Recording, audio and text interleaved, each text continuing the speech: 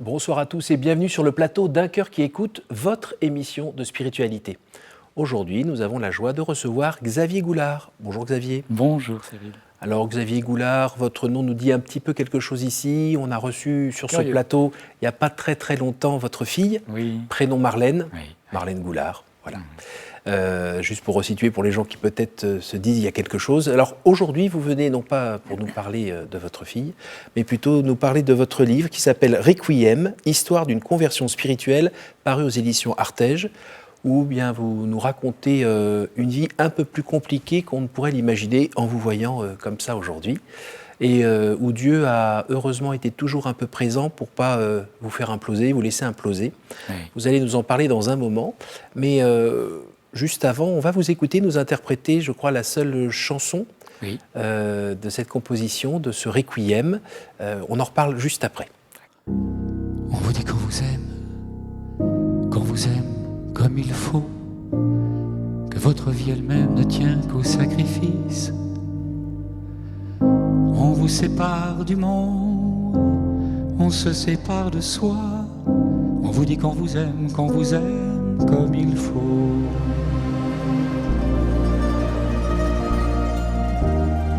Alors que brûle en toi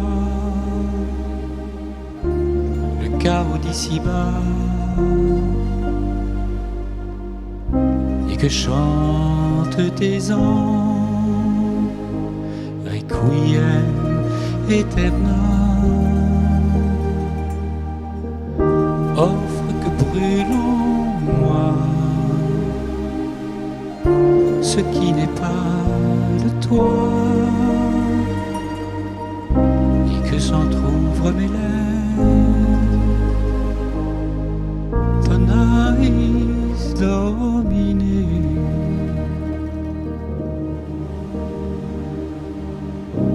Puis un jour de pardon, vive flamme d'amour, les ombres se dérobent, la violence s'échappe du souffle qui emporte la craie blanche de ce cercle que l'on croyait tracé d'une encre indélébile.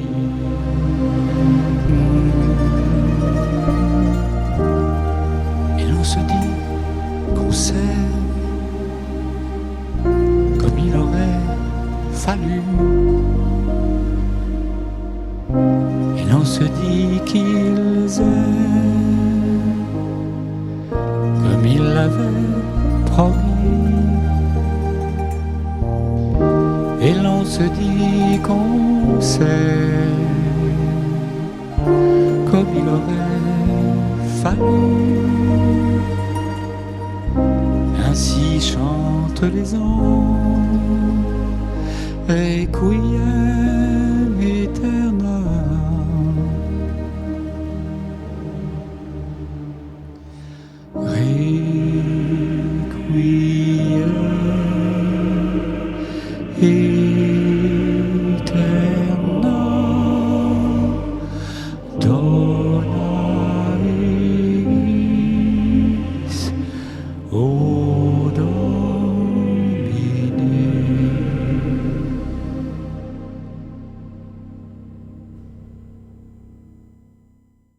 Eh bien, c'est émouvant.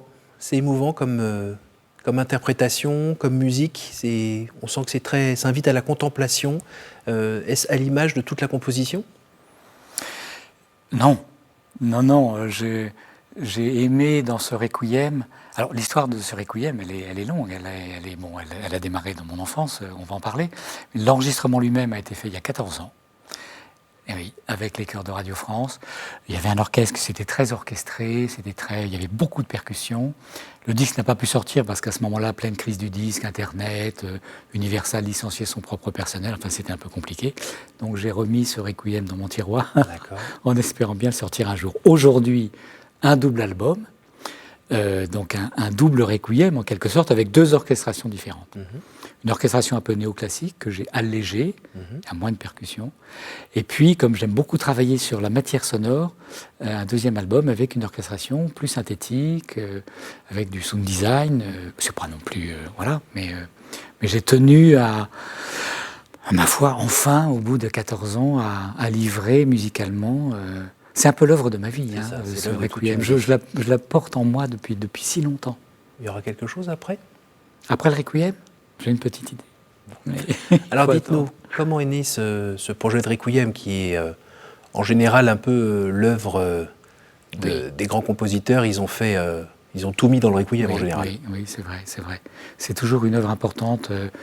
Il y a d'ailleurs des mélomanes qui sont fans des requiem parce qu'ils sont souvent porteurs de quelque chose de plus, d'un peu mystérieux, d'une spiritualité sûrement, et d'une intériorité. C'est le rapport entre la vie et la mort. Oui. Voilà. Oui, on sent qu'on touche un peu du pied des fossés ou bien de la lumière. Exactement. Oui, exactement. J'ai tenu d'ailleurs à ce que ce requiem parle des deux.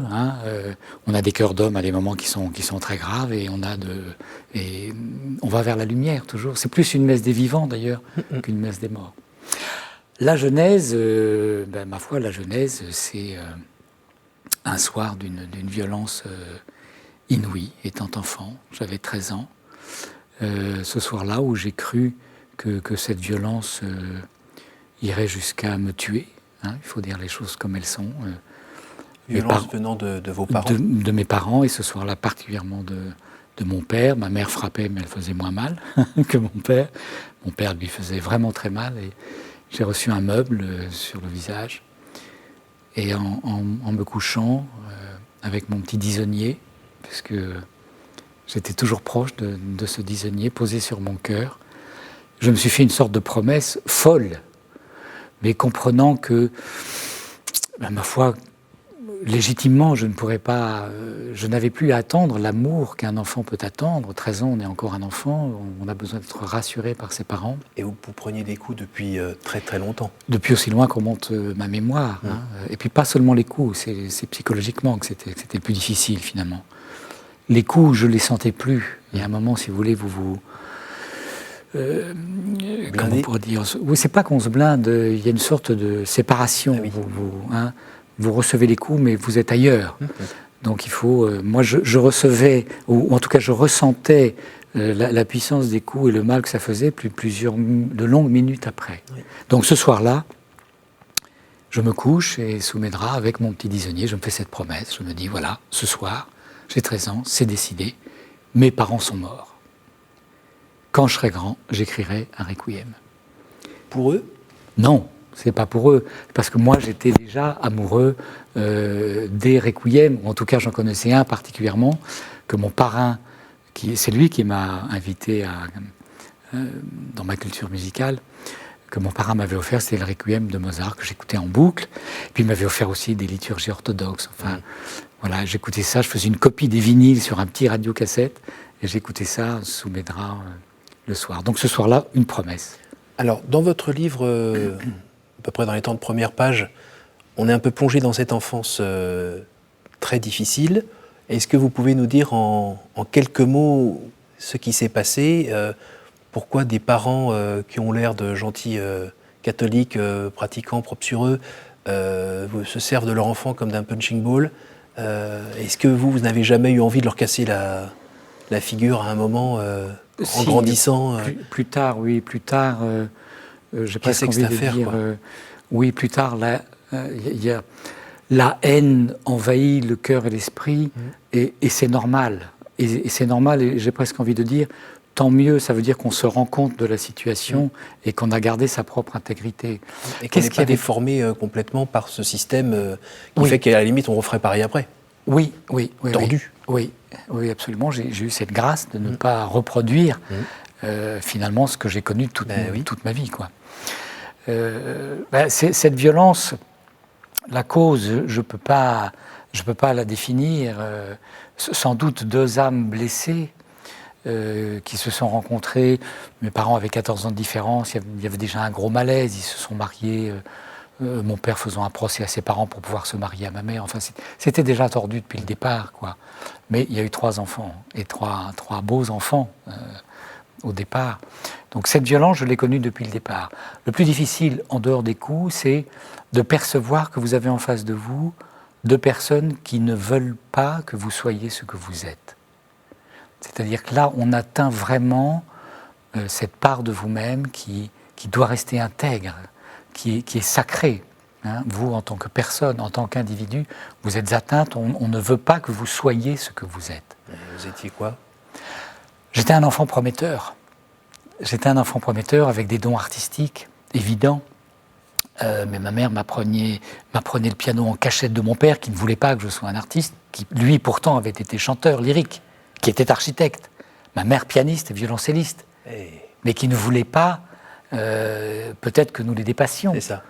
Et donc finalement, moi j'ai appris le piano, on me tapait sur les mains, on me tapait sur les jambes, on me tapait sur la tête pour apprendre le piano. Enfin, et vos frères et sœurs?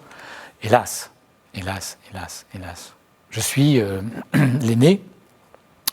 Ma petite sœur, je crois, alors tout ça s'est défini avec le temps, ma petite sœur a été la première victime réelle de mes parents, puisqu'elle est morte il y a maintenant 18 mois, elle était plus jeune que moi, elle est morte d'un cancer du pancréas en quelques mois, elle ne s'en est jamais sortie de cette douleur. Elle n'a jamais... elle s'est trop identifiée à ces douleurs, on ne peut pas lui reprocher. Non. Et sans doute était-elle dans une quête permanente d'une réparation qu'elle n'a évidemment jamais eue. Et mon frère a subi les mêmes violences. Oui, il est en classe le matin, on lui demandait d'où venaient ces bleus. Donc, hélas, je ne suis pas le seul. Là, je ne suis pas le seul. Ma petite sœur, j'ai vu le sang couler.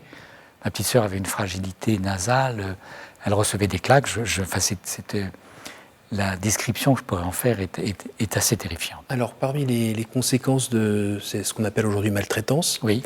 Vous aviez toujours un peu de temps après une crise un peu physique, de réaction assez forte qui vous faisait très mal.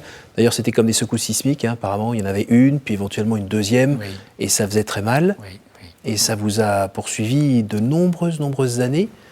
Oui, alors ça reste une maladie mystérieuse, puisque aucune médecine n'a su la nommer, ni même la soigner. Si, on dit il somatise. Oui, c'est ça, il somatise. Quand il sera grand, ça va passer avec l'âge. Non, pas du tout, c'était des crises de 30-40 minutes, d'une douleur à se taper la tête contre les murs. Voilà. Et la première que j'ai eue, j'avais 2 ans et demi, jusqu'à l'âge de 47 ans. Qu'est-ce qui s'est passé à l'âge de 47 ans? Ça s'est passé à l'âge de 47 ans par la grâce du Christ. J'ai reçu le sacrement de guérison. Oui. Alors le Christ, j'ai eu la chance, la grâce que dès l'enfance il me touche. C'est-à-dire que dans ma chambre, où je n'ai jamais été frappé, jamais maltraité, je savais que Jésus était là. J'appelais mon Seigneur à moi et je me savais aimé. Donc j'ai reçu depuis le départ une grâce extraordinaire. Peut-être je ne serais pas là pour vous en parler si il ne s'était pas penché sur moi depuis le départ. Donc le Christ, je l'ai depuis l'enfance. Alors évidemment, j'ai pris des chemins de traverse. Quand vous êtes malade, vous essayez de vous guérir par tous les moyens. Hein, donc vous utilisez toutes les médecines, jusqu'aux charlatans. Évidemment, vous tombez sur des gens qui ne sont pas forcément honnêtes. Un petit tour en Inde, un petit tour en Inde. Les rebouteux. Un petit tour chez les rebouteux. Et ça marchait un petit peu? Ça marchait pas, mais ça me donnait de l'espérance, pas de l'espérance, de l'espoir. L'espoir de guérir. Chacun me promettait, oui, ne vous inquiétez pas, on va s'occuper de vous. Oui, alors c'était des petits soins tout de même, hein, parce que je suis tombé sur des gens très bienveillants. Une acupunctrice qui vraiment a pris à cœur de m'aider pendant plusieurs années.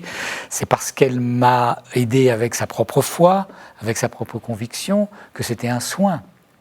L'amour de ma femme a pesé très très lourd, si je puis dire. Mon épouse est la seule qui m'a vu en état de crise, qui n'a jamais été inquiète, qui priait pendant mes crises. Donc, qui a accueilli mon corps dans cet état de souffrance. Donc ça a pesé très très lourd. C'était déjà le début d'une guérison. Un état de souffrance qui pouvait vous donner, vous, à un moment, l'envie d'arrêter tout ça ou pas? Bien sûr, bien sûr. Mais il y avait cette histoire de souffrance psychologique qui accompagnait ces crises et qui avait un paradoxe. C'est-à-dire que ces crises étaient accompagnées de la certitude que la douleur ne s'arrêterait pas, que la douleur était éternelle. Ça, j'étais à un cheveu de la folie. Hein. Parfois, je tombais dans les pommes. Enfin, mais comme j'avais la foi, je me disais, inutile de franchir le pas, puisqu'elle est éternelle, je la retrouverai de l'autre côté. Donc, il y avait une sorte de montage mental qui faisait que, voilà. Alors, le sacrement des malades, à 47 ans, ça fait marche-arrêt pour ces crises? Alors, ça a été très spectaculaire, c'est-à-dire que non seulement Dieu m'a guéri, mais en plus, il m'a, j'allais dire, obligé à quelque chose. Après le sacrement des malades, j'ai eu une crise d'une grande violence. Et j'ai fait quelque chose, moi, pendant cette crise, qui était différent de toutes les autres. Je suppliais depuis l'enfance, Seigneur, sauve-moi, Marie, sauve-moi, guérissez-moi. Oui. Mais ce jour-là, j'ai fait quelque chose de différent. Ce jour-là, je me suis adressé à lui et je lui ai dit, Dieu, si c'est ça que tu veux, qu'il en soit ainsi. La douleur s'est arrêtée instantanément. On va dire que c'est le Saint-Esprit qui a prié en vous pour dire un truc pareil. Exactement. Je ne pouvais pas, moi, humainement, dire c'est un petit chose. peu rude. C'est après pas toutes possible. ces années, ça, voilà. En tout cas, mon cœur s'est ouvert Oui. à cet abandon total. C'est pas pour rien d'ailleurs que ma prière préférée, c'est celle de Charles de Foucault. Je m'abandonne à toi, Père. Qu'est-ce que je peux faire d'autre? Tu m'as pas guéri jusque-là. Je m'offre à toi dans ce que je suis. Super. J'ai guéri, Oui. donc tout va bien. Alors vous n'êtes pas tout seul, hein. Vous avez Oui. apparemment la famille carmélitaine. Alors Oui. je ne sais pas qui a séduit qui là. Alors ça, c'est venu petit à petit. En réalité, avec mon épouse, on a fait un passage dans les fraternités monastiques de Jérusalem. Oui. Voilà. Oh, la musique, ça allait bien là-bas. Hein. Oui, c'était merveilleux. Oui, justement, on était Ah, près oui. des liturgies orthodoxes. Il y a des musiques d'ailleurs qui sont issues, qui ont été arrangées par le père Bouze. Donc, on était très bien, très, très heureux, près des monémoniales. Puis il y avait une petite librairie derrière, la librairie qui est tenue par les sœurs. Et un jour, je demande un livre sur l'oraison. Et on me donne un livre sur l'oraison, un livre de Wilfrid Stinnison. Et puis mon épouse, la même chose, il y a une religieuse qui la connaissait bien, qui lui dit « Tiens, il y a quelque chose qui devrait te plaire », et qui lui donne la vie de Thérèse d'Avila. Et puis on fouille un peu, et puis on va chez Thérèse, la petite Thérèse, et puis chez Élisabeth de la Trinité. Et moi, je suis très attiré par Jean de la Croix, jusqu'au moment où on s'aperçoit que tous les saints qu'on lit, font partie de la même famille. Font partie de la même famille, c'est la famille du Carmel. Et là, le Christ est allé mettre des petites pierres blanches sur notre chemin, jusqu'à la rencontre d'un frère carme sur le parvis d'une église à laquelle nous n'allions jamais, mais qui est venu vers nous, qui nous a parlé du Carmel, de l'OCDS, l'ordre des carmes des chauds séculiers. On s'est précipité sur Internet en rentrant à la maison et on s'est dit, mais tous ceux qu'on aime sont des carmes, des carmes. Qu'est-ce que vous retrouvez dans cette spiritualité? Est-ce que c'est la partie contemplation, la partie cœur à cœur que vous-même avez vécu depuis que vous êtes enfant, dans ces grands déserts? Oui. Cette grande solitude que vous avez pu connaître enfant? Oui. Avec ces petits moments de trésor, c'est ça? Oui, c'est exactement ça. Je vais employer un mot qui est un très gros mot qu'il ne faut pas employer, c'est le mot mystique. C'est-à-dire que sans doute, depuis l'enfance, le Christ étant venu à moi, je n'ai eu de cesse que de me rapprocher de lui et de me sentir dans son intimité, sous son manteau, sous son aile. Et le mot mystique, ça veut dire celui qui peut faire l'expérience de Dieu, de sa présence, intérieure comme extérieure. Le Carmel est idéal pour ça. Hein, l'un des points le plus importants. Il y a deux gros piliers, c'est l'oraison et la fraternité. J'avais besoin de la fraternité, oui, évidemment. Sûr. Hein, j'avais besoin de trouver une famille, je l'ai enfin trouvée. Et l'oraison, je pratiquais le silence depuis l'enfance, j'ai toujours beaucoup aimé le silence. Oui, en même temps, vous avez un peu de la musique qui avance dans votre tête un peu souvent, non? Oui, voilà. Alors il faut faire silence pour que la musique arrive. C'est vrai que toute ma carrière de compositeur, j'ai toujours fait silence avant de me mettre au travail. Alors si vous faites silence pour que la musique arrive, Dieu, il arrive à se placer où là-dedans? Il se place où il veut. Il se place où il veut. Dans la musique? Oui, mais bien sûr, bien sûr. Donc juste concrètement, quand vous prenez un temps d'oraison, donc c'est pas l'oraison avec des textes? Non, c'est vraiment... C'est l'oraison devant... devant rien. Devant rien. Oh, si on a envie, on peut dans mettre... un coin dans le fond de votre chambre? Oui, j'ai toujours une petite icône pas loin, bien sûr. Là, vous arrivez à rester là. Oui. Et au bout de 5 minutes, vous n'êtes pas en train de penser à votre rendez-vous suivant? Si, bien sûr. Merci. Comme tout le monde. Merci. Mais bien sûr, bien sûr. Vous restez au sol, hein, on est d'accord. Mais bien sûr. Non, donc vous êtes... Personne ne m'a surpris. À chaque fois, vous êtes en train de repousser ces idées de choses à faire, de préoccupations et autres. Vous les repoussez, vous les accueillez, comment vous faites? Il y a plusieurs attitudes. Tant qu'on peut les repousser, on dit non. Et puis, moi, j'aime beaucoup le nom de Jésus. Je suis très attaché au nom de Jésus. J'étais très intéressé par les orthodoxes à un moment donné. Donc, cette prière de Jésus, la prière du cœur, la prière du cœur, elle m'est chère et elle est presque automatique. Quand je sens que l'agitation est là, Seigneur Jésus, offre-moi ta lumière, prends pitié. Ça finit par chasser. Sinon, si ça arrive trop, on accueille. J'accueille pendant 3 minutes. mais je fixe un temps. Pendant 3 minutes, ok, j'accueille mon rendez-vous d'après, la composition, j'accueille une mélodie, j'accueille un texte que j'ai envie d'écrire. Et vous l'écrivez? Non. Parfois je l'écris. Oui, ça, parce qu'il ne faut pas... Voilà, parce qu'on rêve. C'est la vie aussi. Exactement. Et après, vous arrivez à revenir dedans? Et après, on revient dedans jusqu'à ce moment où on peut percevoir quelque chose d'indicible, qui est une paix du cœur, qui est une tranquillité. Et même les fois où il n'y a rien qui est... Ah, mais c'est souvent qu'il n'y a rien qui... Comme vous dites. C'est très souvent. J'ai plutôt, pour être honnête, des oraisons sèches. Mais voyez-vous, il y a... 3 heures par jour, hein. Oui, c'est ça. Et non, mais au minimum 30 minutes, quand on est occupé. Il y a les oraisons pures, où on s'installe, et puis il y a l'oraison de vie. Hein, mon disonnier n'est jamais loin. J'ai un problème, quel qu'il soit, y compris un problème dans ma composition, un problème informatique. Seigneur Jésus, ça prend 3 secondes et demie. Mais c'est ça l'oraison de vie. C'est de se savoir accompagner. Vous me demandez qu'est-ce que la spiritualité au fond du Carmel. Depuis quelques jours, je me dis, ces saints du Carmel m'offrent à répétition, sans cesse, de me savoir voulu par Dieu, de me savoir aimé par Dieu. Et vous avez besoin encore de l'entendre? Mais bien sûr. Parce que cette plaie que vous avez eue enfant avec une hache qui tombait toujours au même endroit sur votre cœur, depuis tout petit, malgré la présence de Dieu auprès de vous, le sacrement des malades, les douleurs qui ont cessé, c'est toujours une plaie qui est quand même ouverte ou pas? Non, c'est pas une plaie ouverte. Il y a une cicatrice. D'accord. De temps en temps, de temps en temps, elle tire un peu. Sur un mot, sur une ambiance? Oui, c'est-à-dire que sans doute, ça m'a fait développer une hypersensibilité. Mais il y a une autre face de la pièce. L'autre face, c'est sans doute que j'ai une intuition, peut-être un peu plus que la moyenne, on va dire, une inspiration peut-être un peu plus, parce que forcément, je me disais, si vous voulez, que si ce monde-là vit ou me fait vivre ce chaos, de l'autre côté, il doit y avoir la lumière. Donc je me suis attaché à ça. Et moi, c'est cette lumière qui m'intéresse aujourd'hui. Donc si le chaos arrive, si un rappel arrive, Seigneur, maintenant il est à toi. Voilà. Et puis, je me suis beaucoup penché sur l'enfant que j'ai été. J'ai beaucoup pris soin de lui. Aujourd'hui, cet enfant, il est souriant. Il est vraiment souriant. On arrive à la fin de cette édition, oui. Et j'ai pas le droit à une deuxième émission. J'ai fait un double album, j'ai pas le droit à 2 émissions. Si, dans 3 ans. Dans 3 ans, ça fait beaucoup. Alors, je vais vous poser des questions. Je vais vous demander de me donner un chiffre entre 1 et 8. 7. 7. Quelle est la faute qui vous paraît la plus facile à pardonner? La vôtre. Quand vous avez oublié de m'appeler pour notre premier rendez-vous. Elle n'était pas difficile à pardonner, celle-là. Entre 1 et 7. 6. Quelle est la plus belle fête? Oh, ce sont les moments d'amour avec ma femme et ma fille. Moi, ça me suffit. J'aime pas trop les fêtes.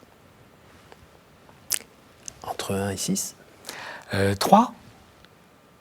Le jour du jugement, qu'aimeriez-vous que Dieu vous dise, Xavier? J'y pense souvent. C'est une question qui m'émeut. Je pense que toutes les réponses vont arriver en même temps. Il y aura plus de questions. Je pense qu'il n'aura rien à me dire. Il est tellement la lumière, l'amour. Je n'aurais plus qu'à me plonger, qu'à m'abandonner à lui. Je crois que je ne veux plus rien entendre. Merci Xavier. Merci d'avoir écrit ce livre déjà. Merci. Même si le début peut être un petit peu dur, après la lumière rentre un peu plus. Oui. Et en fait ça nourrit l'espérance. Oui. Merci d'être venu nous avoir donné votre témoignage, d'avoir chanté au début de l'émission. Oui. J'invite évidemment les téléspectateurs à écouter cet album Requiem et à lire donc ce livre Requiem, Histoire d'une conversion spirituelle, aux éditions Artege. Pour revoir cette émission, la partager autour de vous, un site www.ktotv.com. Eh bien, je vous remercie pour votre fidélité, je remercie la technique qui a permis de préparer cette émission et puis je vous donne rendez-vous la semaine prochaine.